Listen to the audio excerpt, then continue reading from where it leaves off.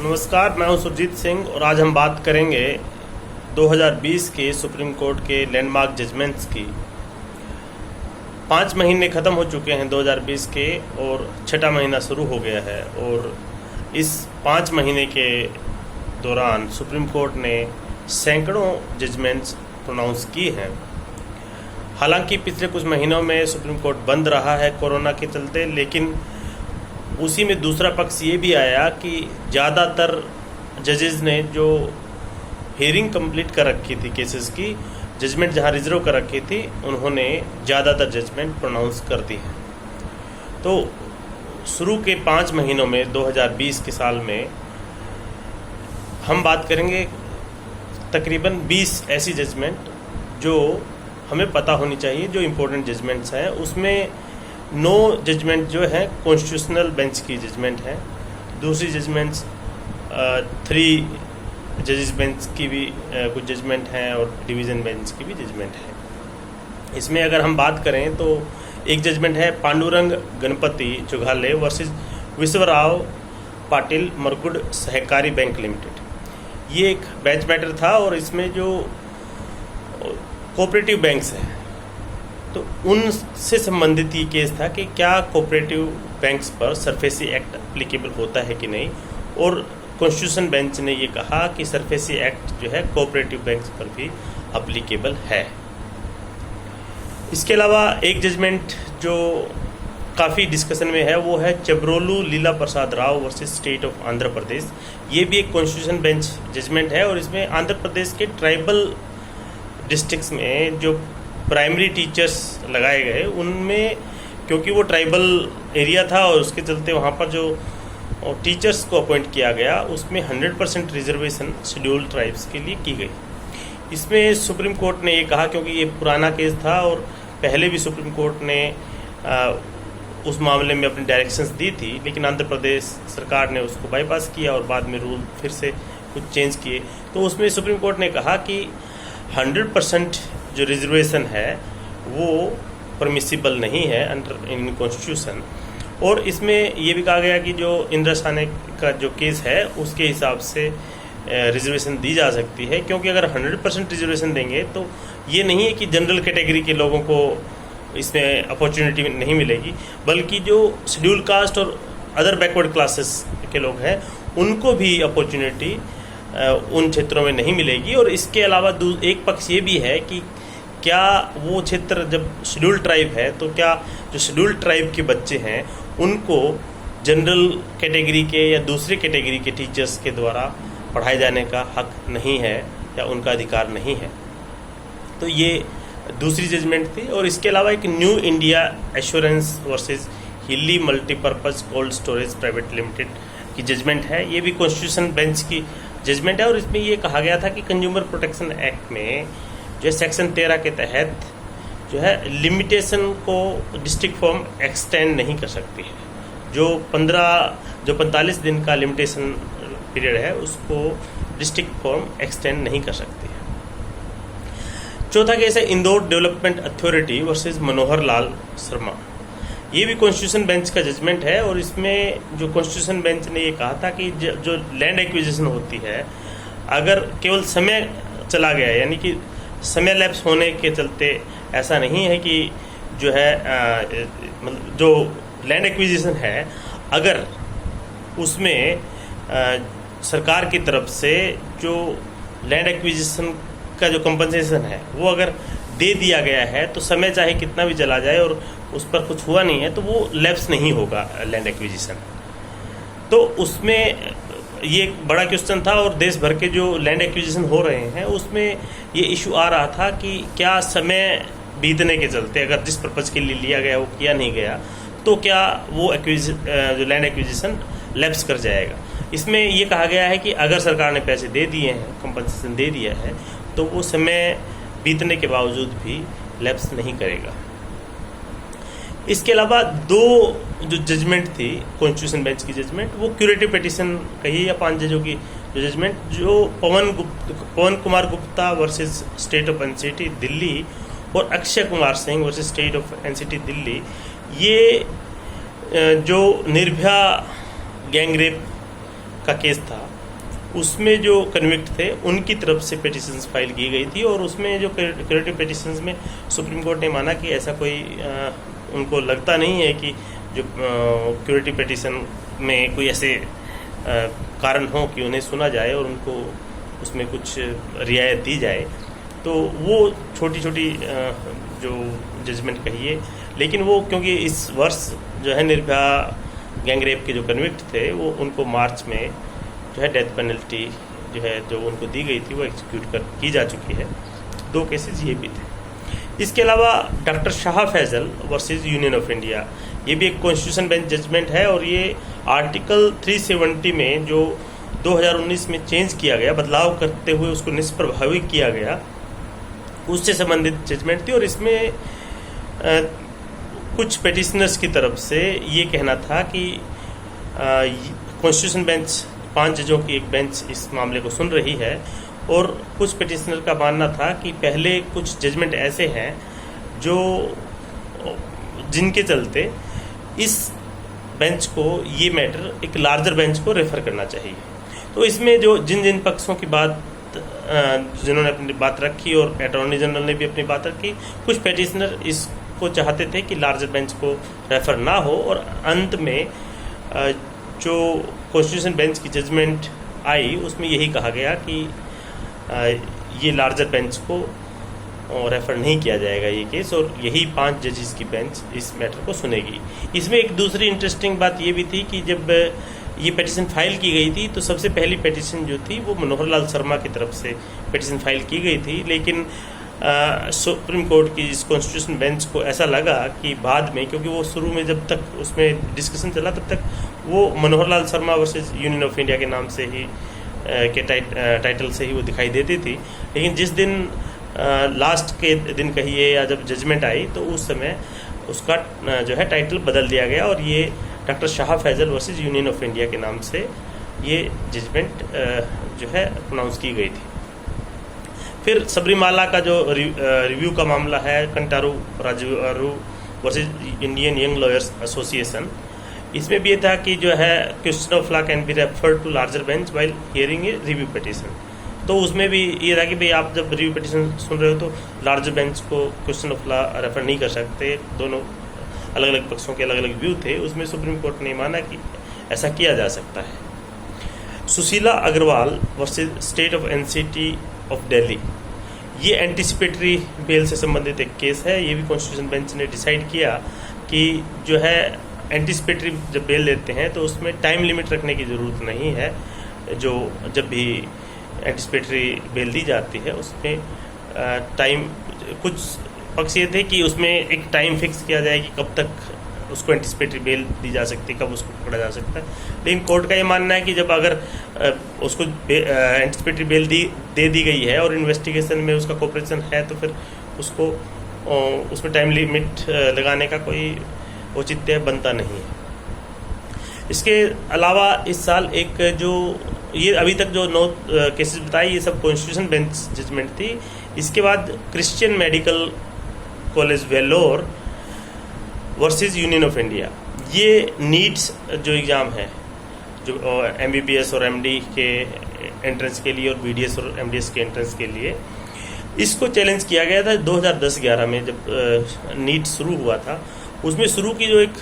Judgement थी वो 2:1 के हिसाब से वो जजमेंट दी गई थी और उसमें नीट को अनकॉन्स्टिट्यूशनल कहा गया था। हालांकि बाद में रिव्यू पिटिशन एंटरटेन की गई और अब जो रिव्यू पिटिशन में डिसीजन आया है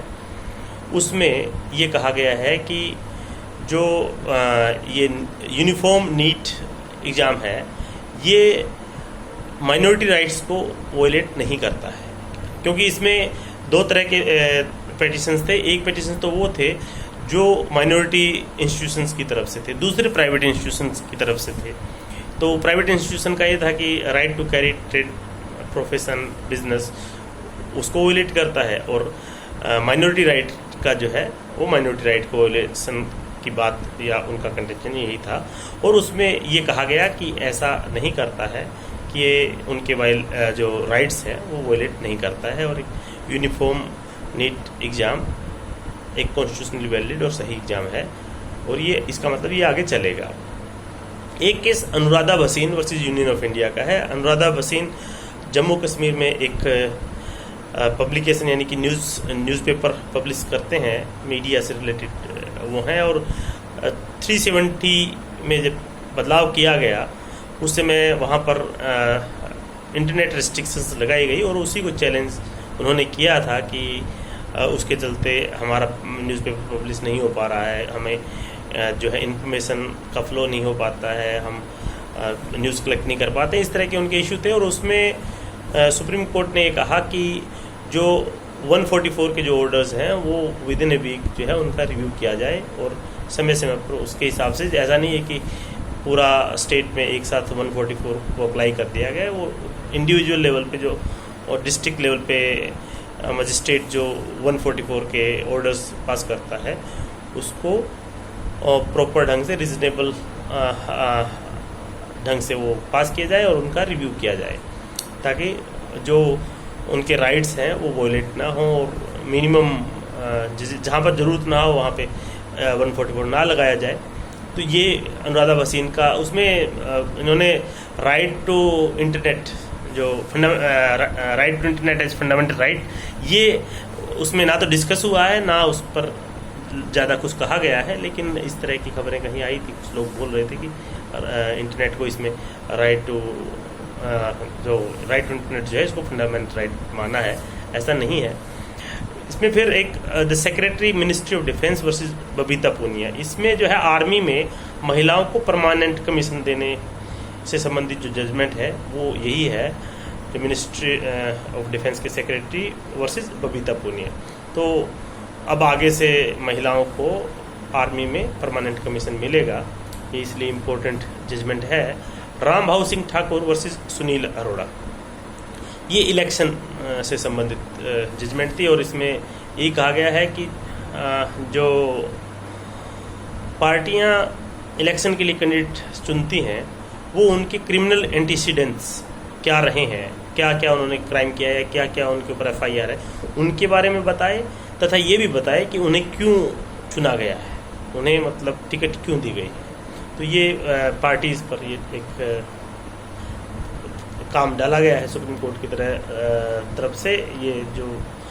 जजमेंट है राम भाऊ सिंह ठाकुर की। इसके अलावा Prithviraj Chauhan versus union of India, इस केस में जो SC/ST एक्ट में बदलाव किया गया था, अमेंडमेंट किया गया था, उसकी कॉन्स्टिट्यूशनलिटी को चैलेंज किया गया था और उसको कॉन्स्टिट्यूशनली वैलिड सुप्रीम कोर्ट ने बताया है, क्योंकि पहले SC/ST का जो एक पैनल प्रोविज़न था उसको एक तरह से सुप्रीम कोर्ट की एक बेंच ने जस्टिस ललित और जस्टिस आदर्श गोयल ने उसको एक तरह से निष्प्रभावी कर दिया था। उसके बाद शेड्यूल कास्ट कम्युनिटी के लोगों ने प्रोटेस्ट किया और बाद में भारत सरकार ने या पार्लियामेंट ने कहिए SC/ST एट्रोसिटी अमेंडमेंट एक्ट लेकर के आए, तो उसकी constitutional validity Prithviraj Chauhan versus union of India के केस के द्वारा अपहोल्ड की है सुप्रीम कोर्ट ने। उसके अलावा Dheeraj Mor versus high court of Delhi, इसमें जो केस था वो यही था कि सुप्रीम कोर्ट ने कहा कि जो सीटें जैसे डिस्ट्रिक्ट जज के जो अपॉइंटमेंट होती है उसमें जो सीटें जो रिक्रूटमेंट प्रैक्टिसिंग एडवोकेट्स के लिए है उसमें जुडिशरी के लोग जो है सीट क्लेम नहीं कर सकते। इसमें मेन इशू यही था कि जो डायरेक्ट रिक्रूटमेंट होती है डिस्ट्रिक्ट जज की, वो जो लोग 7 साल कम से कम एज एन एडवोकेट प्रैक्टिस किए होते हैं, 35 वर्ष के होते हैं, वो बार के मेंबर जो होते हैं उनके लिए ये रिक्रूटमेंट प्रोसेस है, न कि उन लोगों के लिए जो है जुडिशरी या जो दूसरे किसी उस तरह की जॉब में हो जो कि प्रैक्टिस ना करते हो। तो बेसिकली इसमें ये जो डायरेक्ट रिक्रूटमेंट का था, इसमें बार मेंबर्स के लिए ये एक वो है उनकी फेवर का एक जजमेंट है जिसमें कहा गया कि केवल वही अपीयर हो सकते हैं जो बार के मेंबर्स हैं और प्रैक्टिसिंग एडवोकेट्स हैं। उसके अलावा Mukesh Kumar versus state of Uttarakhand, इसमें इस जजमेंट में ये कहा गया था कि जो इसमें जो रिप्रेजेंटेशन ऑफ SC/ST के लिए अगर सरकार ये नहीं चाहती कि भाई उनको रिजर्वेशन नहीं देना है, सरकार ये चाहती है कि उनको रिजर्वेशन नहीं देना है, तो फिर उनको जो क्वांटिफाइबल डाटा है SC/ST का वो कलेक्ट करने की ज़रूरत नहीं है। ये रिजर्वेशन इन प्रमोशन की बात है, और उसमें अगर ये है कि भाई जो SC/ST का जो कोटा है उसमें अगर उनको रिजर्वेशन इन प्रमोशन वो नहीं देना है तो उसके लिए क्वांटिफाइबल डाटा कलेक्ट करने की ज़रूरत नहीं है। उसके अलावा इन रिकॉग्निजेंस फॉर एक्सटेंशन ऑफ लिमिटेशन, यानी कोरोना के चलते जो कोर्ट बंद हुई हैं और लोग कोर्टों में नहीं आ पा रहे हैं, उसके चलते सुप्रीम कोर्ट ने सुओ मोटो एक जो है केस इनिशिएट करते हुए जितने भी ऑर्डर्स हैं, पिटीशंस, एप्लीकेशन, शूट, अपील जो भी हैं देश भर में, उन सब का जो लिमिटेशन पीरियड बढ़ा दिया जो कोविड-19 लॉकडाउन के दौरान। तो अब कोविड-19 लॉकडाउन अब बंद होगा तो उसी हिसाब से फिर वो काउंट किया जाएगा लिमिटेशन, डिक्री, ऑर्डर, शूट जो भी है उनका। इसके अलावा council of architecture versus Mukesh Goyal, इस केस में ये था कि भाई क्या आर्किटेक्चर जो है वो जिन लोगों ने इंस्टीट्यूट ऑफ आर्किटेक्ट है वहाँ से जो डिग्री हासिल की है या जिन्होंने जो उसके मेंबर हैं वही एज एन आर्किटेक्ट प्रैक्टिस कर सकते हैं या नहीं कर सकते हैं, या आर्किटेक्ट कौन लिख सकता है। तो इसमें एक आगे भी जिनके पास डिग्री नहीं है, जो अनरजिस्टर्ड इंडिविजुअल है, वो प्रैक्टिस तो कर सकते हैं आर्किटेक्चर, लेकिन वो अपने आप को आर्किटेक्ट लिख नहीं सकते। तो ये जजमेंट थी council of architecture versus Mukesh Goyal की। फिर pharmacy council of India versus doctor S.K. Tosniwal educational trust Vidarbha institute of pharmacy का एक केस है। इसमें यही कहा गया कि जो फार्मेसी एक्ट 1948 है वो all India council of technical education जो है उस एक्ट पर प्रवेल करेगा जो है फार्मेसी एजुकेशन के फील्ड की अगर बात की जाए तो, क्योंकि जो फार्मेसी एक्ट है वो एक स्पेशल लॉ है और इसलिए वो AICT के ऊपर प्रवेल करेगा फार्मेसी एजुकेशन में।